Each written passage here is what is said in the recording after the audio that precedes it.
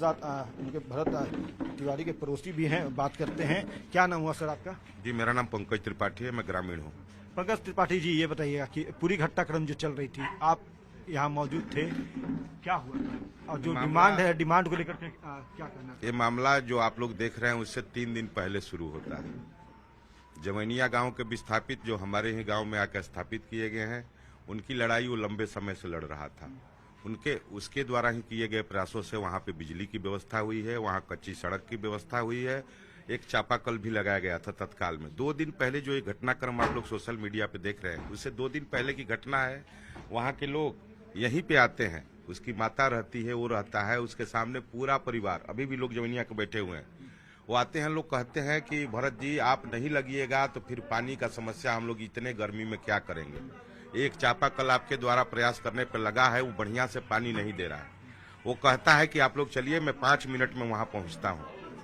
वो सारे लोग जाते हैं, उसके 10 मिनट के अंदर वो यहाँ से अपना मोटरसाइकिल उठाता है, जगह पे जाता है और वहां से मोबाइल के माध्यम से, टेलीफोनिक माध्यम से अनुमंडल पदाधिकारी जगदीश कुपुर को फोन लगाता है और कहता है कि क्या सर, आपके बच्चे इस पानी को कभी पिएंगे क्या? किसी मंत्री और किसी अधिकारी का परिवार आके यहाँ पर 1 दिन के लिए स्टे कर सकता है क्या? उसकी ये बात सबको बुरी लगती थी। उसके कहने का तरीका गलत हो सकता है। आज के जो जेनजी हैं, जिनको बात रखने का जो तरीका है, हो सकता है कि उसका तरीका गलत हो, लेकिन वो तो अपने लिए कोई नौकरी मांग नहीं रहा था, उसकी कोई अपने जाति के लिए कोई लड़ाई लड़ नहीं रहा था, अपने घर के लिए मकान नहीं मांग रहा था, अपने जाति के लिए नहीं लड़ रहा था, अपने समाज के लिए। वो तो SC ST वर्ग के लोग, OBC वर्ग के लोग जो गमजीर गरीब हैं, दबे कुचले हैं, दूसरे जगह से विस्थापित है, उसका यही तो कहना था कि एक गड्ढे में से निकाल के दूसरे गड्ढे में इसको क्यों डाला जा रहा है। अगर आप लोग वहां तक जाएं और वहां की स्थिति को देखें। मैं वहां पे गया हूं, वहां की वस्तुस्थिति को मैंने देखा है, जो घटना हुई है उसको पूरा देखा है। लेकिन मैं इसको और तार को जोड़ता हूँ। जब उस दिन वो बात करता है और टेलीफोन कट जाता है SDO साहब का, तो यहाँ से वो SDO जगदीशपुर के पास जाता है, खुद गए थे, खुद अपने। उसके बाद उसकी वहां पे पिटाई की जाती है, उसके साथ बदसलूकी की जाती है, जो भी नहीं करना चाहिए। एक सामाजिक आदमी जब किसी अधिकारी से मिलता था, बार बार स्वास्थ्य कैंप लगवाता था, अन्य जो भी काम थे जनता के हित के वो करता था, वहां से आता है वो विक्षिप्त टाइप का हो जाता है। SDO द्वारा अपमानित करने के बाद वो विक्षिप्त हो जाता है, मतलब सम्मान को ठेस लगना नागवार गुजरा। जी, वो बच्चा जो गले में एक सोने का लॉकेट जो उसकी माता ने उसके जन्मदिन पे उसको दिया था, उसको बेचता है। और बताइए बिहार सरकार में किस तरह से हथियार उपलब्ध है कि 10 मिनट में वो बच्चा हथियार खरीद लेता है और उसी दिन SDO के द्वारा उसके ऊपर एक केस किया जाता है। उसकी पिटाई के बाद SDO साहब के द्वारा उसके ऊपर पहला केस किया जाता है।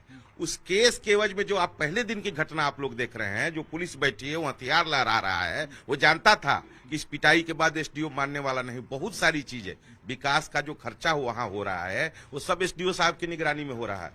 तो मामला कुछ न कुछ तो ऐसा जरूर है कि वो जान गया था।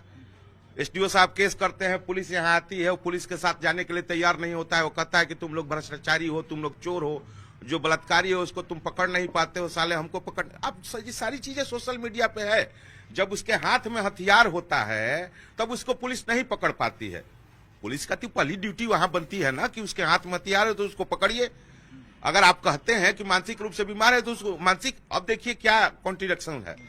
इस राज्य के मुख्यमंत्री, जिस दिन की ये घटना है, जिस दिन पुलिस उसको पकड़ के नहीं ले जाती है, उस दिन एक सभा होती है। बिहार के मुख्यमंत्री उस सभा से, विक्रमगंज के आसपास कहीं सभा थी, उस सभा से मुख्यमंत्री कहते हैं उसको पकड़ लिया गया है और मानसिक आरोग्यशाला भेज दिया गया है। जिस दिन वो नहीं पकड़ा जाता है, उसके बाद उसका एक सोशल मीडिया पे शाम को वीडियो आता है, वो कहता है कि मुख्यमंत्री हमको पकड़ लिया दिखाते हैं, लेकिन मैं यहां हूं। ये बिहार का कैसा मुख्यमंत्री, मैं पूरी बातों को लाइन से जोड़ देता हूं, कैसा मुख्यमंत्री झूठ बोल रहा है। दूसरे दिन, जिस दिन की ये घटना है, उस दिन मुख्यमंत्री जी पटना के आसपास किसी सभा में होते हैं और जिस समय इसकी लाइव हत्या होती है, उसकी मां देख रही होती है, हमारे गांव के लोग देख रहे हैं, विस्थापित देख रहे हैं। उस समय मुख्यमंत्री इस सभा से कहते हैं कि उसको पकड़ लिया गया और मानसिक आरोग्यशाला भेज दिया गया। दूसरी बात है, अगर मुख्यमंत्री जी के पास एक भी मानसिक आरोग्यशाला का कोई स्लिप है तो हम लोग पूरे मामले से पूरा गांव माफी मांग के पीछे हटने के लिए तैयार। मंत्री तो जो अधिकारी बताए वो बयान उन्होंने दिया है। क्या मुख्यमंत्री को दिग्भ्रमित किया गया था, इस बात से तो आप मानेंगे नहीं इस बात को? मुख्यमंत्री जो गृह मंत्री भी हैं, इस पुलिस के मालिक भी हैं, केवल मुख्यमंत्री नहीं है, गृह मंत्री भी हैं। या तो बिहार की पुलिस उनको मुख्यमंत्री गृह मंत्री नहीं मानती, अगर मानती तो परिवार के मुखिया को तो सच्चाई बताती। 2-2 बार से पूरे स्टेज से पब्लिक डोमेन में सारी चीजें हैं। उस दिन की जो घटना है, एसडीओ के द्वारा फोन करके, फोन इसीलिए जब्त किया गया है, उसको फोन पे कहा जाता है कि आप वहां चलिए, हम वहां आ रहे हैं, आप दिखाइए कि क्या समस्याएं हैं, क्या दिक्कतें हैं, ये कह के उसको घर से बुलाया जाता है। उसके फादर, जब देखिए पुलिस के आदमी है, उसका पुराना वीडियो आप देख रहे होंगे, जिस वीडियो में पुलिस के साथ उसका उलझन, यहाँ घर बन रहा था, लोगों की समस्याओं के लिए लड़ रहा है, उस समय उसके फादर ऑन वीडियो उस अपने बच्चे को पीट रहे हैं। देखिए पुलिस के आदमी है किस स्थिति में है, अपने बच्चे को डांटते हैं, अपने बच्चे को पीटते हैं, जबकि वो बच्चा जो पूरे समाज के लिए लड़ता है, उसके फादर देखिए अभी भी एक आवाज पुलिस के बारे में नहीं बोल रहे हैं। जिस दिन उस लड़ाई को, डे 1 से मैं इस लड़ाई को उठाया हूं, पहले दिन से जिस दिन हम लोग रोड पे आए, मना करने वाले हम लोगों को थे कि हमारा बच्चा मर गया, पूरे गांव के बच्चों का नाम नहीं आना चाहिए, पूरे गांव के बच्चों को पुलिस परेशान करेगी। हुआ भी ऐसा ही, 60 लोगों का नाम दे दिया गया, सबको परेशान किया जा रहा है। आज भी इस पूरे मामले में बीच में पड़ जाते हैं कि बाबा देखिएगा पूरे गांव के बच्चे परेशान ना हो, मेरा बेटा तो जो हो गया सो हो गया। सोचिए कैसे लोग। देखिए ये बड़ी बात है कि एक पिता जिसने अपने बेटे को खोया, उन्हें इस बात की चिंता है कि गांव के जो बेकसूर बच्चे हैं, अब उन पर पुलिस का दमन ना हो, पुलिसिया कार्रवाई ना हो।